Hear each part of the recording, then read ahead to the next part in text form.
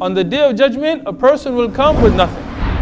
You will not have your wealth, you will not have your cars, you will not have gold or bank accounts, you will have nothing from the dunya with you. Naked, barefoot, uncircumcised, raised in a state of panic. They will stop at the final pace of standing. Yani on the Day of Judgment, when people they come out of their qubur, out of their graves, it is not that they will just stand there, they will go, they will move, they will be ushered to the place of wuquf, yani the place of standing.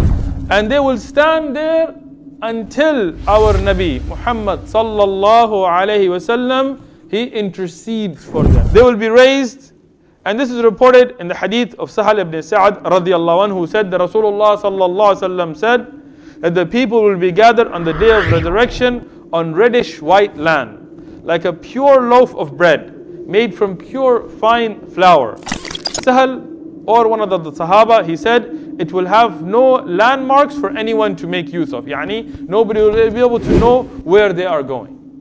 It refers to the land of Arafah, and it also refers to the sifat of what it will look like on the Day of Judgment. Yani, on the Day of Judgment, it is not just a day. Yawm, as used for Yawm al-Qiyamah or Yawm al-Din, this is not just one day. There is no concept of 24 hours anymore.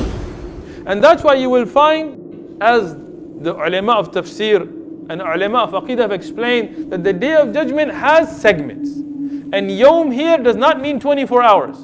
How can 24 hours be 1,000 years? How can it be 50,000 years? How can you look for the sun and the shade as we do for the day to go when there's no sun? So this is why we understand that these are segments.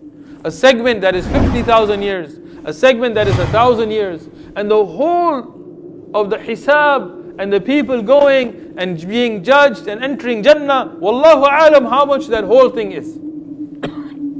When some segments are 50,000 and some are 1,000 years.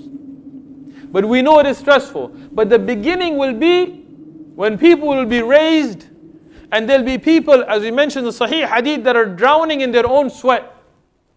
The sun will not be the way it is today. It will be upon the heads of people, where people will be drowning, and if they could die, they would die from the heat, but there is no more death. So on such a day, everybody will just want the hisab to begin, because that's too much. They can't take the stress of waiting.